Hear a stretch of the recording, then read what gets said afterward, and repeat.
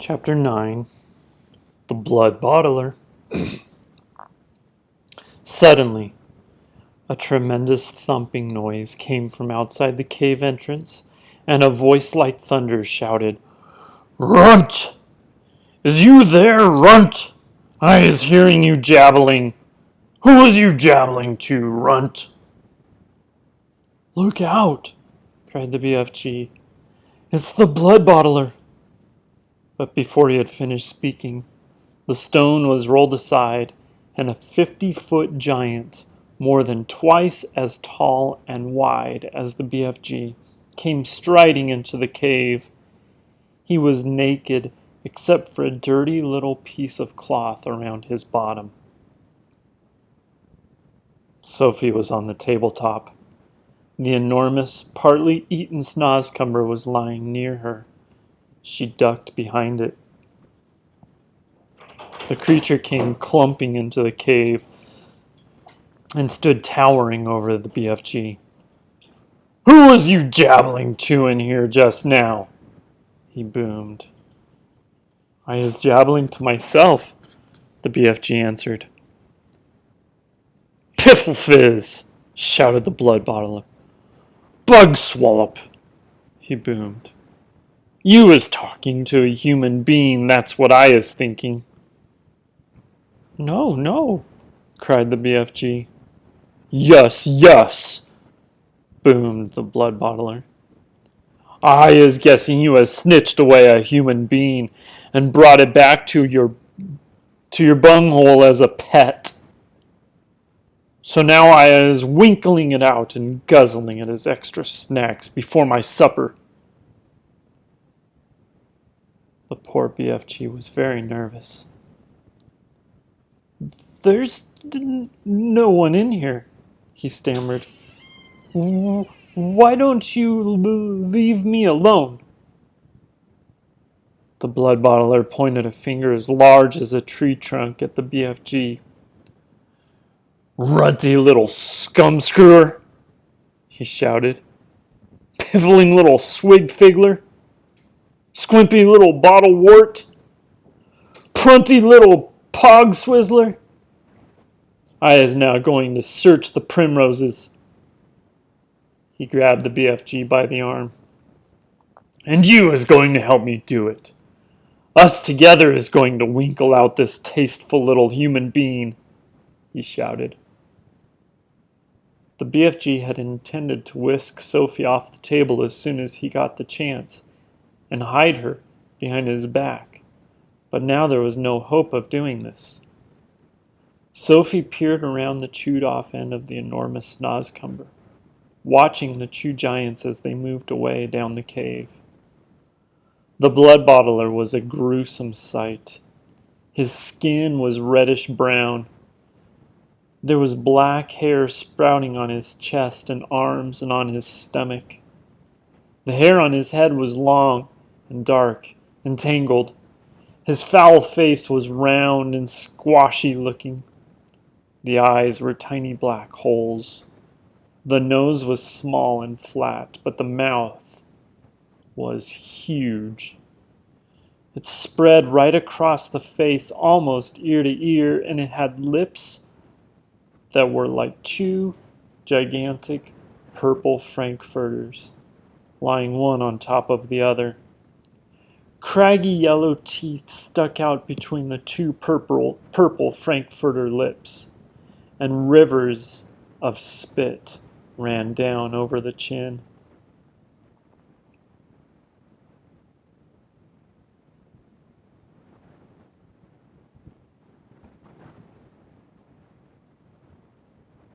It is not in the least difficult to believe that this ghastly brute ate men, women, and children every night. The blood bottler, still holding the BFG by the arm, was examining the rows and rows of bottles. "You and your pibbling bottles!" he shouted. "What is you putting in them?" "Nothing that would interest you," the BFG answered. "You was only interested in guzzling human beings." "And you "Is Dottie as a dog swaggler?" cried the blood bottler. Soon, the blood bottler would be coming back, Sophie told herself, and he was bound to search the tabletop. But she couldn't possibly jump off the table. It was 12 feet high. She'd break a leg. The snozzcumber, although it was as thick as a perambulator, was not going to hide her if the blood bottler picked it up. She examined the chewed-off end. It had large seeds in the middle, each one as big as a melon. They were embedded in soft, slimy stuff. Taking care to stay out of sight, Sophie reached forward and scooped away half a dozen of these seeds. This left a hole in the middle of the snozzcumber large enough for her to crouch in, so long as she rolled herself up into a ball. She crawled into it. It was a wet and slimy hiding place, but what did that matter if it was going to save her from being eaten? The blood bottler and the BFG were coming back towards the table now. The BFG was nearly fainting with fear. Any moment, he was telling himself, Sophie would be discovered and eaten. Suddenly, the blood bottler grabbed the half-eaten snozzcumber. The BFG stared at the bare table. "Sophie, where is you?" he thought desperately. "Cannot possibly be jumping off that high table, so where is you hiding, Sophie?"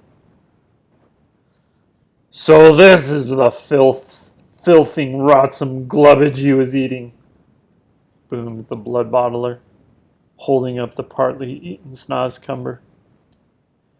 "You must be cockles to be guzzling such rub squash." For a moment, the blood bottler seemed to have forgotten about his search for Sophie. The BFG decided to lead him further off the track. "That is the scrumptiddlyumptious snozzcumber," he said. "I is guzzling it gleefully every night and day. Is you never trying a snozzcumber, blood bottler?" "Human beings is juicier," the blood bottler said. "You is talking rummy tot," the BFG said, growing braver by the second. He was thinking that if only he could get the blood bottler to take one bite of the repulsive vegetable, the sheer foulness of its flavor would send him bellowing out of the cave. "I is happy to let you sample it," the BFG went on. "But please, when you see how truly glumptious it is, do not be guzzling the whole thing. Leave me a little snitchet for my supper." The blood bottler stared suspiciously with small piggy eyes at the snozzcumber. Sophie, crouching inside the chewed-off end, began to tremble all over. "You is not switch-fiddling me, is you?" said the blood bottler. "Never!" cried the BFG passionately. "Take a bite, and I am positive you will be shouting out, 'Oh, how scrumptiddlyumptious this wonder veg is!'" The BFG could see the greedy blood bottler's mouth beginning to water more than ever at the prospect of extra food. "Vegetables is very good for you," he went on. "It is not healthsome always to be eating meaty things." "Just this once," the blood bottler said. "I is going to taste these rotsome eats of yours, but I is warning you that if it is filthsome, I is smashing it over your sludgy little head." He picked up the snozzcumber. He began raising it on its long journey to his mouth, some 50 feet in the air. Sophie wanted to scream, "Don't!" but that would have been an even more certain death. Crouching among the slimy seeds, She felt herself being lifted up and up and up. Suddenly there was a crunch as the blood bottler bit a huge hunk off the end. Sophie saw his yellow teeth clamping together a few inches from her head. Then there was utter darkness. She was in his mouth. She caught a whiff of his evil-smelling breath. It stank of bad meat. She waited for the teeth to go crunch once more. She prayed that she would be killed quickly. Ouch! Roared the blood bottler. And then he spat. All of the great lumps of snozzcumber that were in his mouth, as well as Sophie herself, went shooting out across the cave. If Sophie had struck the stony wall of the cave, she would most certainly have been killed. Instead, she hit the soft folds of the BFG's black cloak, hanging against the wall. She dropped to the ground, half stunned. She crawled under the hem of the cloak, and there she crouched. "You little swine bugler!" roared the blood bottler. "You little pig swiller!" He rushed at the BFG and smashed what was left of the snozzcumber over his head. Fragments of the filthy vegetable splashed all over the cave. "You is not loving it?" the BFG asked innocently, rubbing his head. "Loving it?" yelled the blood bottler. "That is the most disgusterous taste that is ever touching my teeth.